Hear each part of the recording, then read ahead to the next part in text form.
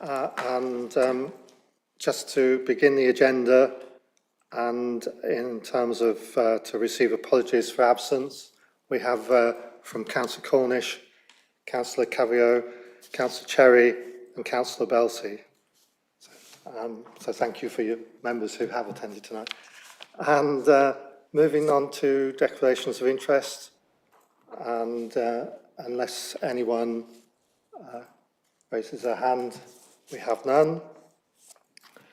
Item 3, if we can agree by general affirmation the minutes of the previous meeting that have been circulated, if we can formally approve that. Thank you. Is that agreed? Yes. Item 4, to consider any items that the chairman agrees to take as urgent business. I have none. So if we move on to item 5, which is the external audit and financial statements 2022-23, and I'll invite Louise to introduce the item. Thank you. Thank you, Chairman. I'll just make a couple of brief comments before I invite our external auditors, EY, who are here today to talk about the report. The report sets out 2 items of business. The first is to set out the national position in the sector and what steps are being taken to address it and bring us back into line. I think it's important for members to note that this is not specific or unique to us. This is a sector-wide systemic issue.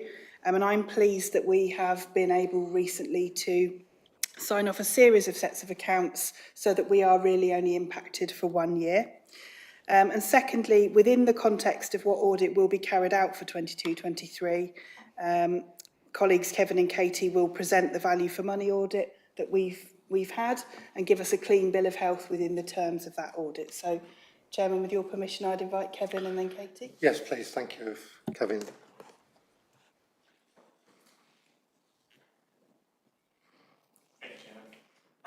Yes, so we'll present this evening on the report we have for our value for money responsibility. So that is the part of the audit we are completing, we have completed.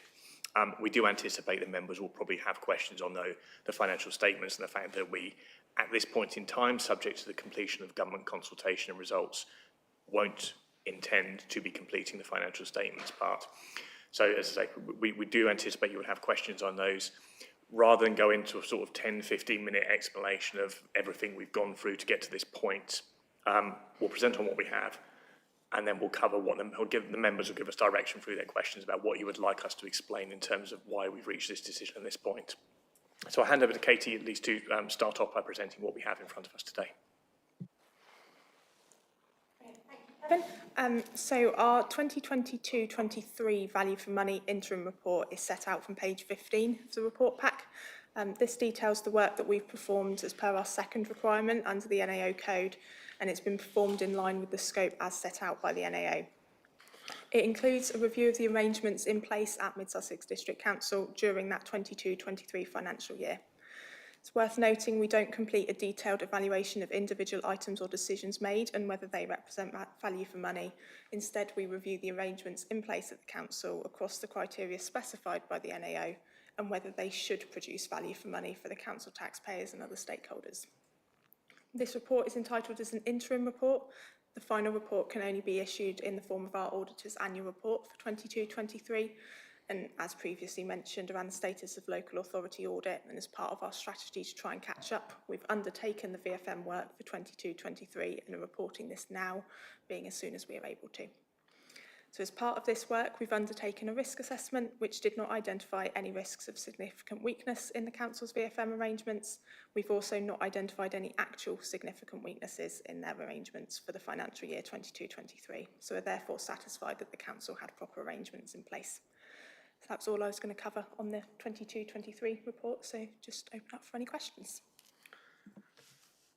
Thank you. It does seem an extraordinary situation that we've been asked to face, where we only get a value for money report on and effectively the accounts themselves will remain unaudited, albeit within the issues that Louise mentioned, in terms of we are lucky to be in a situation where previous accounts have been audited, and we can be reassured in terms of from those previous audit reports. But I just wondered if you could say a bit more about the audit process and whether, well, of course, we don't know at this stage. We haven't heard the actual outcome of the consultation, and indeed, I presume will require a regulation to go through Parliament. If you could just explain a bit more about that process, please. Yes, certainly. Yes, so the government consultation has now finished. It was open for 4 weeks from the 8th of February. So I believe there were quite a few respondents. I think they've got quite a bit to work through in terms of the responses to formulate their final outcome. If the outcome is as per the consultation was set, yes, it does need some legislation to go through. So that would need to be laid before Parliament for a period. Probably then comes into force, I think, around the end of June if they're working to their timetable. It is rather tight. And that would allow auditors then, sort of July through to September, the proposed backstop date, to actually enact on that legislation, and for audits that can't be completed to refer to that in our form of words, essentially disclaiming the audit. So that is the process that's going to have to be gone through. It's a rather tight timescale. So if there should be a degree of slippage, there could be a week or two's movement in those in the timescale on the backstop. That would not really make much critical difference to anybody at that stage, just for a couple of weeks. So hopefully they'll come in with that timetable, and we'll still be looking at a 30th of September deadline. Thank you. Could I just ask on the September deadline, is that something imposed by by this particular issue, or is it a separate external deadline that we need to meet in any case? No, it would be deliberately imposed by this specific issue. So normally for your 22-23 set of accounts, you would have wanted to publish those by November 23 with an audit opinion, if we've been able to give one. And this is a specific deadline to say, okay, we need to clear this backlog. We can't keep going with this and those deadlines drifting and the numbers of unaudited accounts getting higher and higher. So that is the proposal, to set a firm date in statute. So you then publish your accounts. We would essentially, if we haven't completed the audit, have to disclaim, which is a form of opinion that just says, we haven't done the work. And it draws a line under it so we can actually then start moving on and getting back on track. And over the next 5 years, and those backstop dates will come forward. So by the end of what they're phasing as a recovery period, we are back to the November sign-offs that we all want to get back to, but we just need that external stimulus to help us get back there. Thank you. And so you're confident you can do this if that goes to plan, in terms of you have the resources internally? Yeah, we think we are. One of the aspects for EY is that it coincides with the new PSAA contract. Now, when we bid for the new contract, we bid for less work. That was a deliberate strategy from us to say, what level of work can we do based upon the numbers that we've held pretty steady out over the last few years. So there are aspects that have to be delivered to for us to be able to deliver that audit. So a council has to be able to produce a good quality set of accounts and support it. We haven't had a problem at this council with your ability to do so. We've had delays that have been mainly for other factors such as objections to your accounts, but the underlying quality has always been good. So if you keep that up, then we should be in a position to be able to deliver your audit. And there's also a consultation still ongoing by CITFA, who set the rules for the accounting code. We just need to see that consultation completed as well, whether there need to be any changes. Unfortunately, that has been a little bit later than I think most people would have anticipated or wanted. But the likelihood of that, again, I think is probably limited in the extent it will have on this council. You should be able to cope with the outcome. And you may even get a choice of which way you want to go. So I think as long as you've got the arrangements in place, the resources, nothing happens, for your resources, yes, we should be in a good position to start getting back on track and delivering your audits. Lovely, thank you. Members, do we have any questions? I would say that only that if we're going to have questioning now on the audits, will that actually stop straight away if the government actually produces a bill that's going to cease this procedure? So we haven't started the 22-23 accounts at all, because that has been the expectation and the direction of travel for some time. If we start your audit, essentially we would then be putting resources into something we can't finish, so that wouldn't help us resolve the backlog in the bigger picture. We would also be doing that on the basis that we would expect you to have to pay for it. And there doesn't seem a lot of point in paying for something that we know at the outset we can't finish. It's not a good use of your resources, it's not a good use of our time. So we are intending to move straight on to the next set of accounts, 23-24, and my colleagues who will be picking that up, I have to rotate off because I've done this audit for 5 years now, so I need to rotate off under independence rules. So my colleagues will be picking that up, and they have started making the initial planning and procedures and undertaking those. So it's not a question of really of stopping 22-23, we've just never started. Thank you.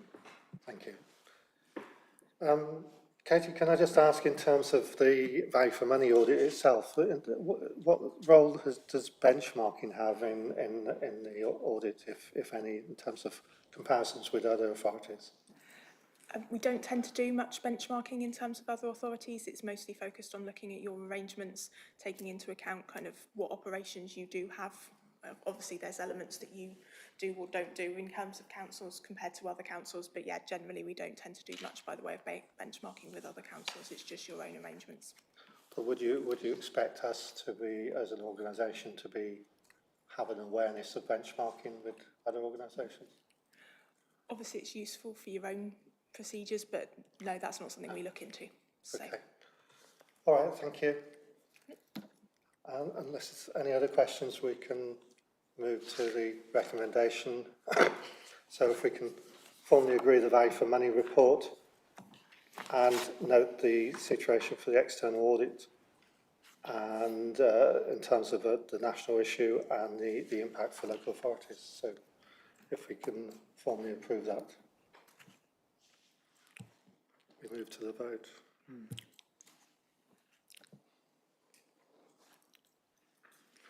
And that's formally approved. Thank you.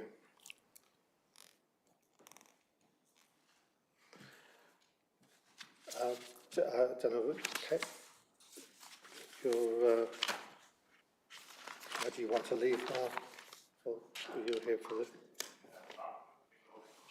Yes, thank you. Thank you very much. Thank you very much. If we move on then to item 6, the internal audit strategy and proposed operational plan for 24-25. Louise, if you could introduce, please. Thank you. Yeah, I'm pleased to be able to bring this plan in advance of the start of the 24-25 year. It's a piece of work that we've done in conjunction with Mazars to present a programme of audits over the coming year that covers what they describe as the audit universe, so looking across the whole organisation and giving us a balance of different types of audits across the year. So the areas to be covered are on page 53, and that sets out the programme. As usual, we will have all of the standard audits that we do in terms of the NFI data matching, which is a big chunk of the anti-fraud work we do. And of course, as you'd expect, we've got some considerable IT audits in there. So I'm happy to take any questions on the audit programme. And we'll just note that the look back over the audit year, once the year is completed, Mazars will attend in person to have a look back at audits carried out this year. Thank you. Any questions from members?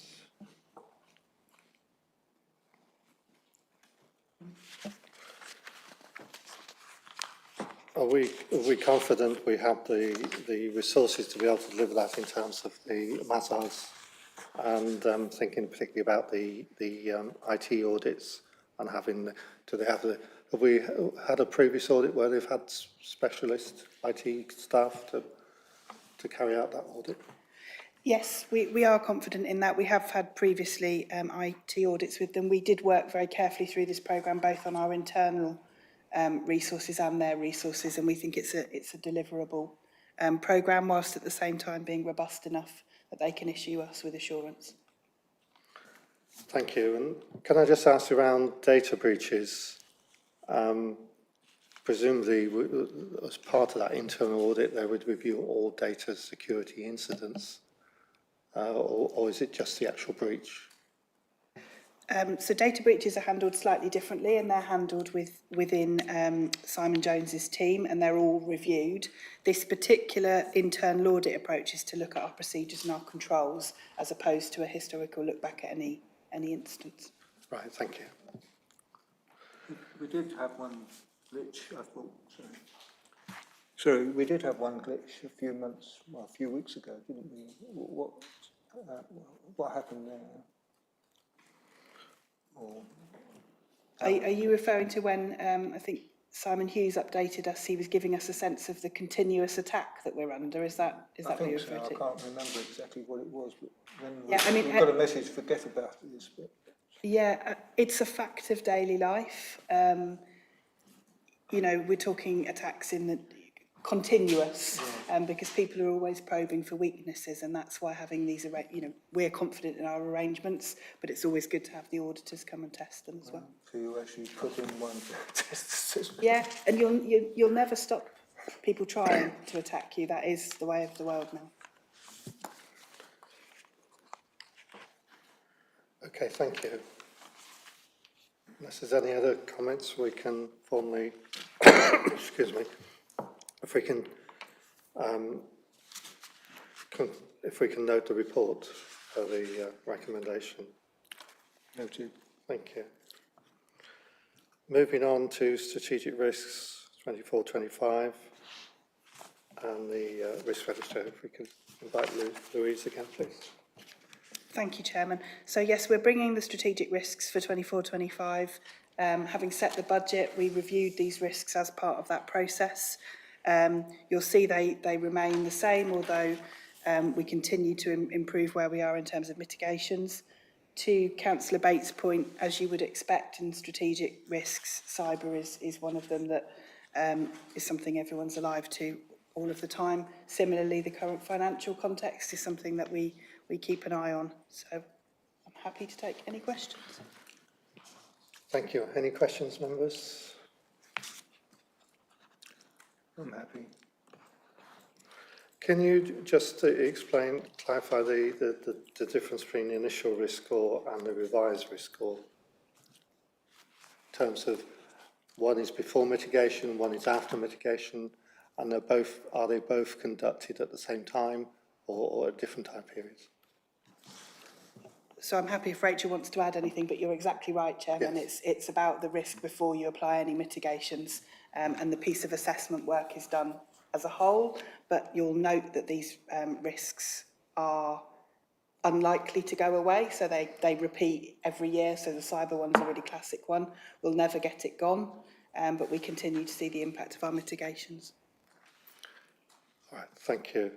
And can I just ask how these links, how the risks link with the business continuity plan in terms of, I'm particularly thinking about cyber security, where perhaps that is an important part of the mitigations. Yeah, so your business continuity plans are often your mitigations, and you see that most significantly in our operational risk register, where exactly the sorts of things that you're talking about, access to systems. And access to systems is one of those things which is actually improved by modern ways of working. So more people working from home means that you're less reliant on one set of systems. But yes, your business continuity is a key mitigation. Thank you. Any other comments? And we can move to a vote to, in terms of the approve the plan, endorse the strategic risks and management plans, if we can formally approve.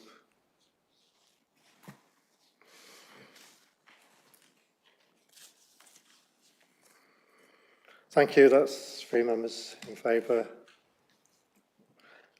And moving on to the annual governance statement, 2023-24. And again, Louise, please. Thank you. So yes, the annual governance statement is for the year that's closing in 11 days' time. And so this is the 151 officer's formal note, and it also comprises part of the audit work that EY will conduct for us going forward. So it's a statutory document set out in a particular way. Happy to take any questions that members may have. Any questions, members? It's a standard document, and it will be repeated when we approve the accounts, so we'll look forward to that as well. Thank you. If we can formally approve the annual government statement for inclusion in the statement of accounts. Thank you. That's approved. Moving on to the Audit Committee Work Programme 2023-24. Louise, again, please introduce. Yep, so last report from me, really just added for completeness, because this is the last audit committee of this municipal year. There is a paper going to council next week which will propose the programme of meetings in draft for the future year so that we can start to plan the programme. One of the things I did want to cover was that the Mazars look back at an internal audit was scheduled to come to this meeting. It won't be lost. It will be in the first meeting of the new year when they're able to provide a whole year look back. Thank you. We look forward to that, and formally note the report. I think, and if we can, in terms of lastly, questions pursuant to Council Procedure Rule 10.2, due notice of which has been given, I have none, and therefore I close the meeting at 19 minutes past 7. Thank you.